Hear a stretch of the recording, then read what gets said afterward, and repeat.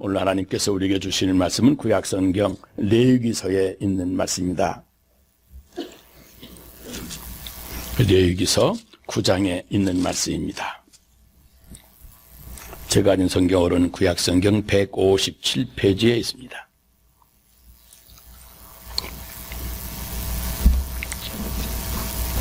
구약성경 157페이지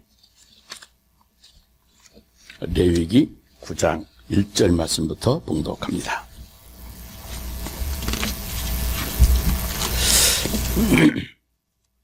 여덟째 날에 모세가 아론과 그의 아들들과 이스라엘 장로들을 불러다가 아론에게 이르되 속죄의 죄를 위하여 흠없는 송아지를 가져오고 번제를 위하여 흠없는 순양을 여호와 앞에 가져다 드리고 이스라엘 자손에게 말하여 이르기를 너희는 속죄제를 위하여 순염소를 가져오고 또 번제를 위하여 1년 되고 흠없는 송아지와 어린 양을 가져오고 또 화목제를 위하여 여호와 앞에 드릴 숫소와 순양을 가져오고 또 기름 섞은 소제물을 가져오라 하라. 오늘 여호와께서 너희에게 나타나실 것임이니라 하며 그들이 모세가 명령한 모든 것을 회막 앞으로 가져오고 온 회중이 나와 여호와 앞에 선지라. 모세가 이르되 이는 여호와께서 너희에게 하라고 명령하신 것이니 여호와의 영광이 너희에게 나타나리라. 모세가 또 아론에게 이르되 너는 제단에 나아가 내 속죄제와 내 번제를 드려서 너희를 위하여 백성을 위하여 속죄하고 또 백성의 예물을 드려서 그들을 위하여 속죄하되 여호와의 명령대로 하라. 아멘.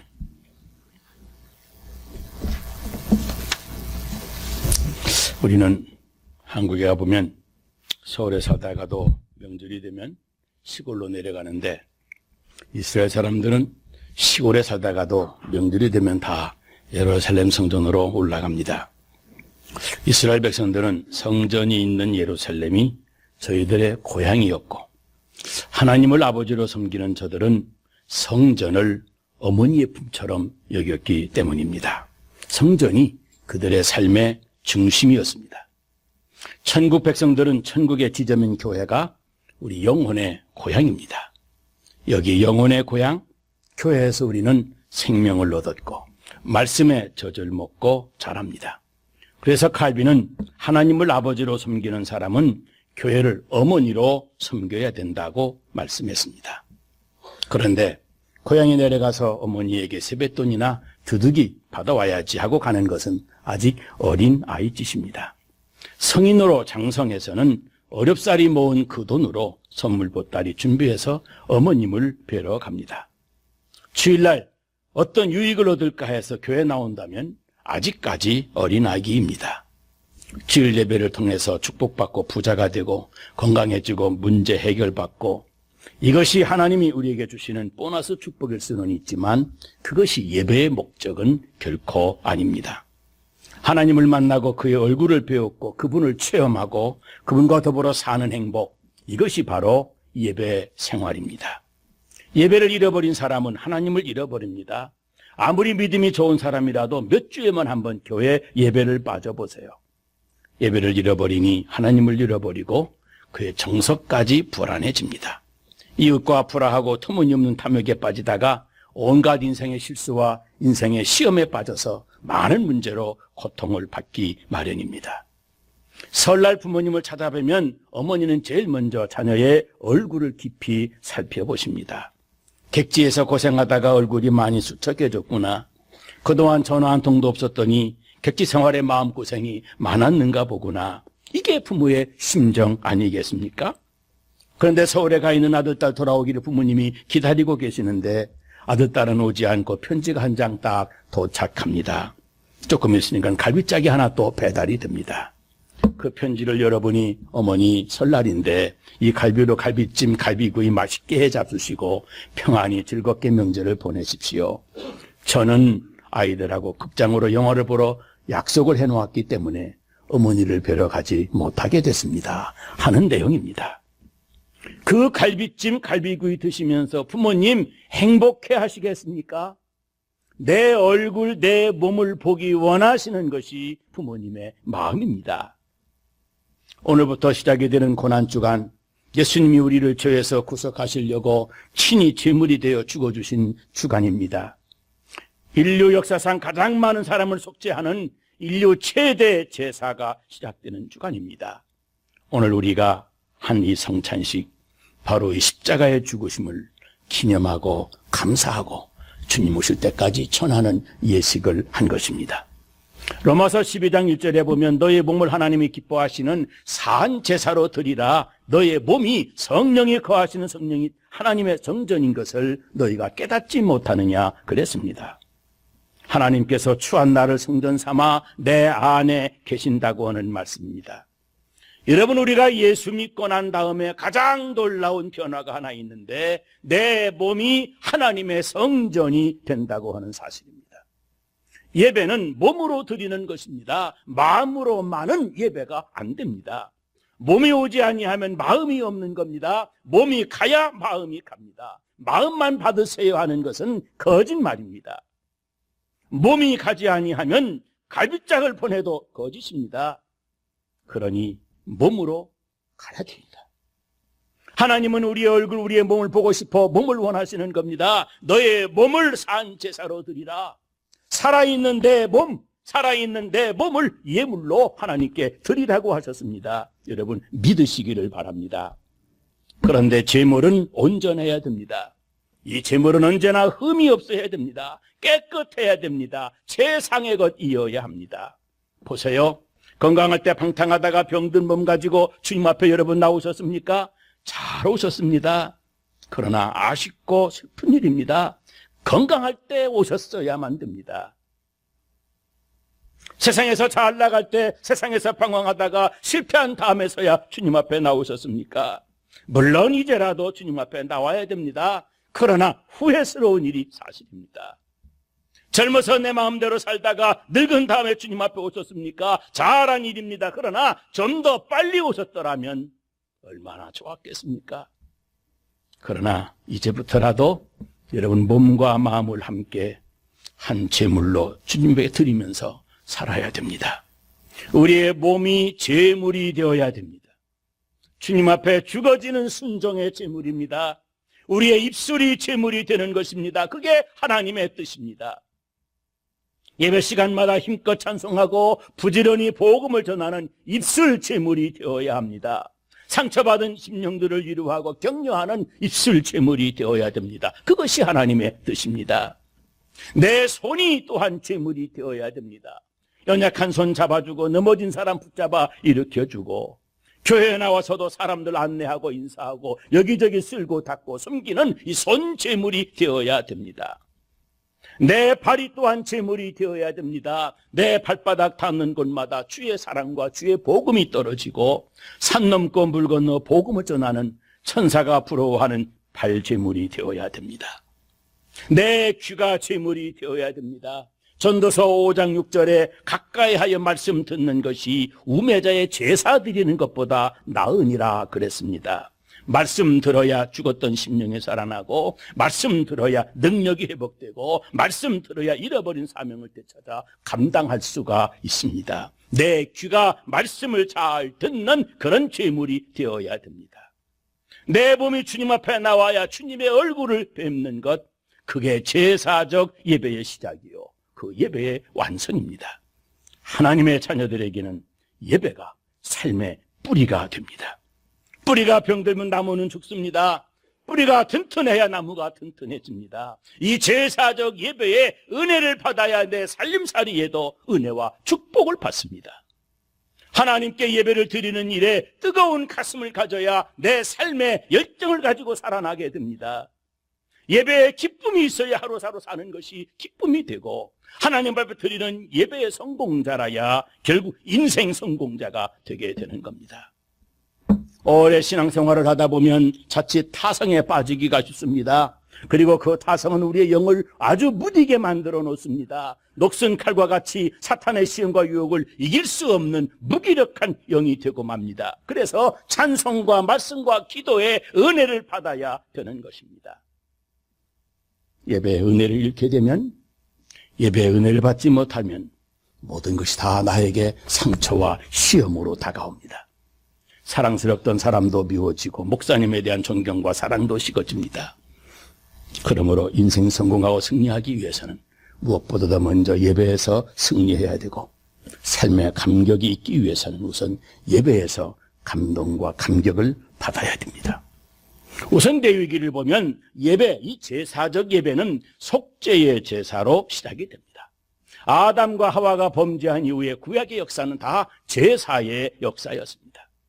제사에 실패한 가인은 인생의 실패자가 되었고, 제사에 성공한 아벨은 하나님께 연락이 되었습니다. 그런데 이런 구약의 모든 제사가 오늘날 예배의 모형입니다. 제사의 책이라고 하는 레위기를 보면 우리가 하나님 앞에 가는 유일한 이유가 바로 죄 때문에 갑니다.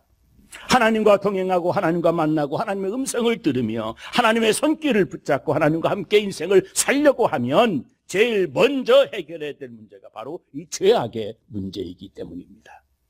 죄 문제를 해결하지 아니하고 하나님의 얼굴을 대할 수가 없습니다. 그러므로 하나님께 나아가는 목적은 일시적이나마 이 속죄 제사를 드리기 위해서입니다. 죄를 지은 사람은 유대지파든 레위지파든 임금이나 백성이나 어느 누구를 막론하고 양을 한 마리씩 몰고 제단으로 나아갔습니다. 그러면 제사장이 그 양 위에다가 범죄한 사람의 손을 잡고 양 머리에 손을 함께 얹어서 죄를 양에게 옮겨놓는 의식을 행합니다. 그리고 범죄한 자와 제사장이 그 양을 죽입니다. 양은 소리를 지르면서 사지를 벌벌 떨면서 피를 퐁퐁 토하며 쏟게 됩니다. 양의 죽음을 두 눈으로 똑똑히 보게 합니다.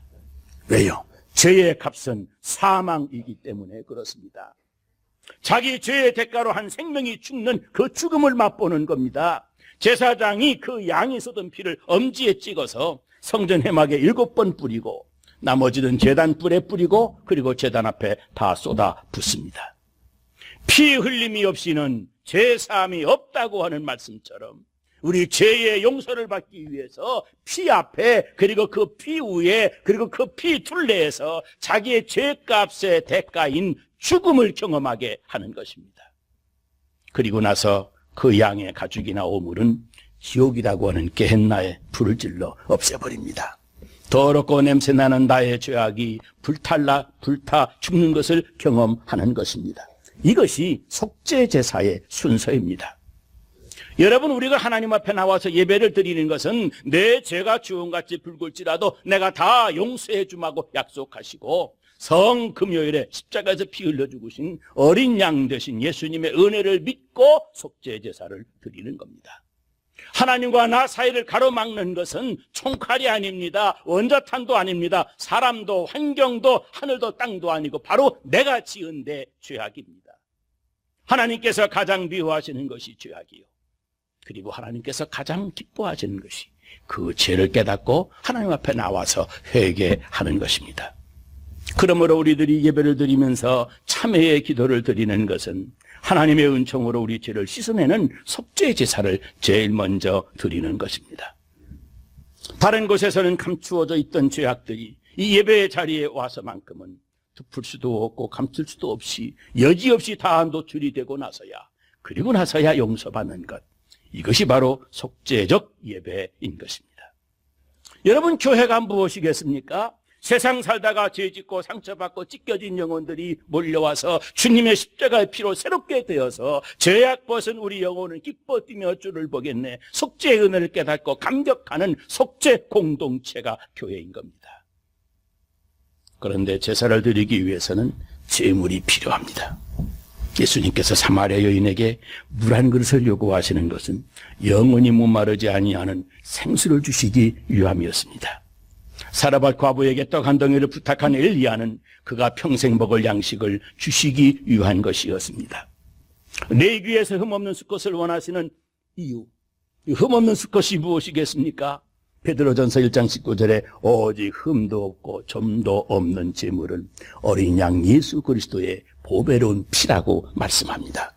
예수 믿는다고 하는 것은 예수님의 이적과 기사를 믿는 것이 아니라 내 죄를 위해서 흘리신 예수 그리스도의 보배로운 그 피를 믿는 것입니다. 그래서 나의 죄를 씻기는 예수의 피밖에 없네, 나를 정케 하기는 예수의 피밖에 없네. 나의 죄에 속하기는 예수의 피밖에 없네 찬송하는 것입니다. 그리고 이스라엘 백성이 성전을 찾는 두 번째 이유는 번제의 제사를 드리기 위해서입니다.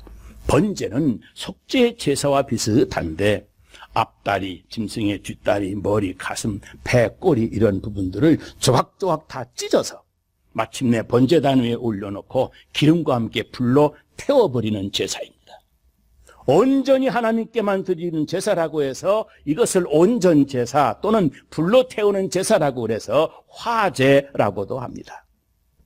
여러분, 우리가 하나님께 드리는 예배는 받은 은혜 때문에 감격해서 감사함으로 바치러 나오는 예배이어야 됩니다. 내가 죽을 것을 예수님이 대신 죽으셨다. 내가 흘려야 될 피를 예수님이 대신 흘려주셨다. 그러한 감사와 감격으로 나를 하나님께 바치는 예배가 바로 번제 예배입니다. 우리가 알아야 될 것은 속죄제사의 경험이 없이 번제제사는 드릴 수 없다고 하는 사실입니다. 다시 말해서 자기의 죄를 발견하고 속죄함 받은 감격이 없는 감사는 하나님이 상달되지 않습니다. 자기의 죄 용서받은 은혜를 깨닫는 뜨거운 감사의 예배가 없이는 우리가 교회 나와서 교회 직분을 받고 재직이 되고 몸을 바치고 돈을 바치고 시간을 바치는 충성도 아무런 의미가 없습니다. 하나님은 죄의 속죄가 없는 번제제사를 받지 않기 때문입니다. 그래서 속죄제사가 언제나 번제보다 먼저입니다. 사도 바울은 디모데에게 쓴 편지에 이렇게 말을 합니다. 미쁘다 이 말이여 주가 오심은 죄인을 구원하러 오셨도다.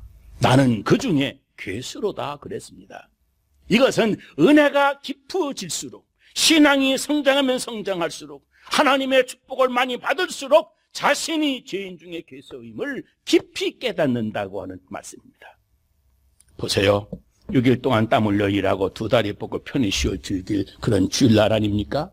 이날 이른 새벽부터 밤이 늦도록 몸 바쳐 몸된 교회에 충성하는 것이 그것이 번제 제사를 드리는 겁니다.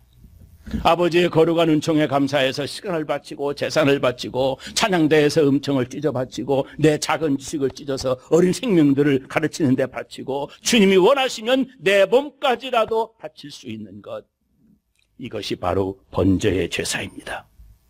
구약의 번제의 대표적인 인물을 말한다면 이삭을 바쳤던 아브라함의 번제입니다. 100세에 얻은 아들인데 어떻게 얻은 아들인데 그 아들을 번제 제사로 바치라고 하는가? 아브라함이 보통 사람 같았으면 모름지기 그 칼로 자기 가슴을 찌르고 이삭을 도망가라고 시켰을지도 모릅니다. 그런데 아브라함은 하나님이 주셨고 하나님이 바치라고 하시니 바쳐야지 하고는 그 다음날 아침 일찍 그 아들을 바치러 모리아산으로 올라갔습니다. 하나님이 아주 잔인하게 그 아들을 죽였습니까? 아닙니다. 아브라함아 너희 아들 이삭에 칼을 대지 말아라. 이제야 내가 나를 진정으로 사랑하는 줄을 알았노라. 더불어 내 자손을 하늘의 뭇별과 같이 바다의 모래알과 같이 창대하게 하리라 하셨습니다. 예배는 나 자신을 포함한 나의 전 소유가 하나님의 것임을 내가 주님께 드림으로 실증하는 예식입니다. 나의 소속감이 땅에 있지 않고 하늘에 있다고 하는 신앙 고백이 바로 번제 예배인 겁니다. 그리고 짐승을 잡아드리는 동물 제사의 3대 제사 중 마지막 제사가 바로 화목제라고 하는 제사입니다. 화목제사입니다. 속죄의 제사에 성공한 자가 그 다음에 번제를 드리게 되고 번제의 제사에 성공한 사람이 드디어 드리는 제사가 바로 이 화목제사입니다.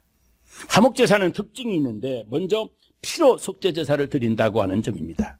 이 제물의 내장과 기름을 다 거두어서 제단 앞에서 불로 태웁니다. 그러면 그 불태우는 연기가 하나님 앞에 향기가 되어 그 죄인의 기도를 싣고 하늘나라에 올라간다고 합니다. 그리고 나서 그 태워진 그 제물을 나누어 먹습니다. 먼저 그 양의 오른쪽 다리는 제사를 집행하는 제사장 몫이 됩니다. 그리고 그 가슴 부분은 레위 지파가 먹고 그리고 남은 모든 부분은 제사를 드린 그 본인의 몫으로 남게 되는 것이 화목제사의 특징입니다. 그런데 그 먹는 식사는 혼자 먹는 것이 아니라 이웃과 나누어 먹는 양식이 됩니다. 여러분, 예배를 드린 사람은 이웃에게 은혜를 나누어 먹어야 한다는 사실입니다. 하나님께는 영광과 기쁨을 돌리게 되고 내 가족, 내 친구, 내 구역 식구, 내 이웃에게 언제나 유익과 덕을 끼치는 것이 화목제사를 드리는 겁니다. 우리가 하나님께 받은 은혜가 내 가족과 남에게도 은혜가 되고 내 삶이 풍성해질 때 내 이웃의 생명도 풍성해지도록 함께 나누는 겁니다. 내가 받은 은혜와 축복의 통로가 내 삶이 되어야 됩니다. 그리고 또 하나 소제가 있습니다. 곡식제사입니다. 봄에 씨를 뿌리면 곡식이 자라고 가을이 되어 열매를 맺습니다. 그런데 그렇게 열매를 맺으면 그 열매 곡식을 그 그루터기로부터 잘라내서 방앗간에 가지고 가서 껍질을 벗기고 빻아서 아주 고운 가루를 만듭니다. 거기에 감람류를 치고 소금을 넣고 향유를 넣습니다. 하나님께 예배드리기 위해서 세상으로부터 잘려내지는 겁니다. 여러분 잘 들으세요. 시간이 남아서 주님께 예배드리는 것 아닙니다. 내 세상에 할 일도 많고 시간이 모자라지만 그 모든 거 다 잘라버리고 먼저 내 시간을 하나님께 잘라 드리는 겁니다. 피를 흘리는 시간입니다. 희생이 있는 제물의 시간입니다. 하나님께서 그걸 원하시기 때문입니다. 그리고 가식적인 껍데기를 다 벗겨야 됩니다. 하나님의 말씀의 방망이로 부서져 부드러워진 것, 고운 가루입니다.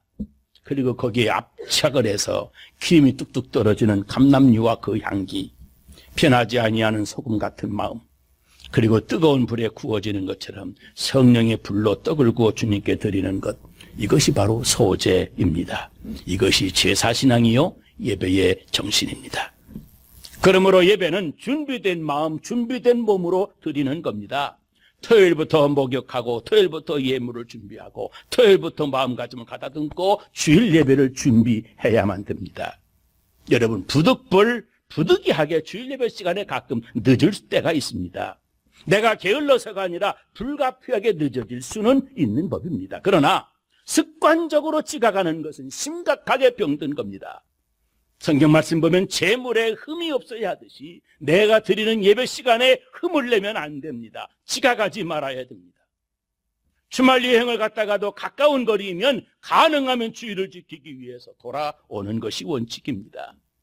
그리고 본교 예배 시간에 정성을 다해야 됩니다. 토요일날 늦게까지 TV 보고 피곤하고 그래서 주일 아침에 찌뿌한 몸으로 주일날 교회 나오는 것, 그것도 하나님께 바람직스럽지 못한 것입니다.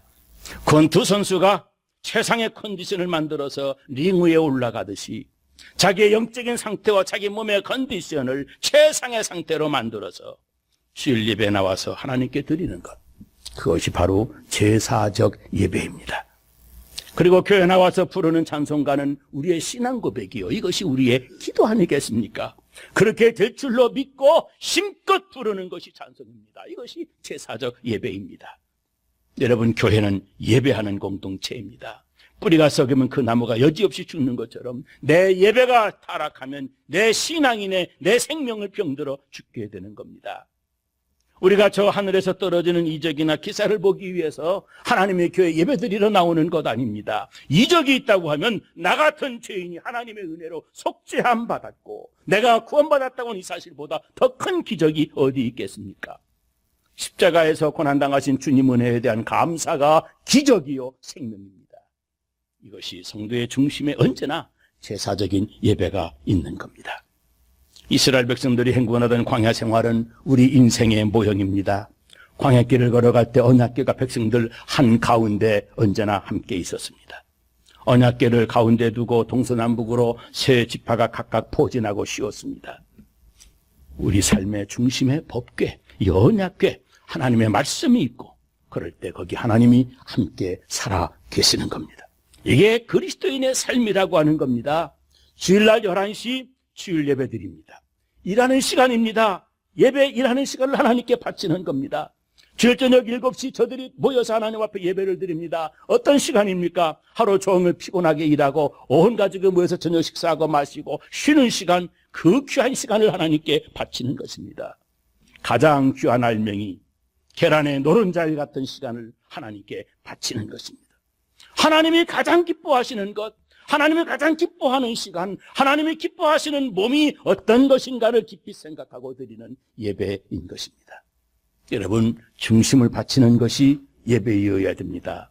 내 삶의 중심이 예배가 되는 것, 이것이 바로 신앙생활입니다. 성도들을 보면 선교의 중심적 신앙도 있고 구제가 중심인 신앙도 있습니다. 그저 성도들끼리 만나 즐거워하는 친교 중심 신앙도 있고 교회 와서 봉사하고 일하는 사역 중심 신앙도 있습니다. 서로 양육받고 양육하는, 가르치기 좋아하는 교육 중심의 신앙도 있습니다. 그러나 모든 성도의 신앙 가장 중심에 바로 이 예배가 있어야 됩니다. 우리 예수 믿는 그리스도인의 최우선순위는 하나님께 드리는 예배에 있습니다. 하나님이 기뻐하시고 찾으시는 그 일상 예배를 우리의 일상생활 가운데 최고의 우선순위에 두고 여러분 예배 중심 신앙생활 하게 되시기를 주의 이름으로 축원합니다. 기도하겠습니다.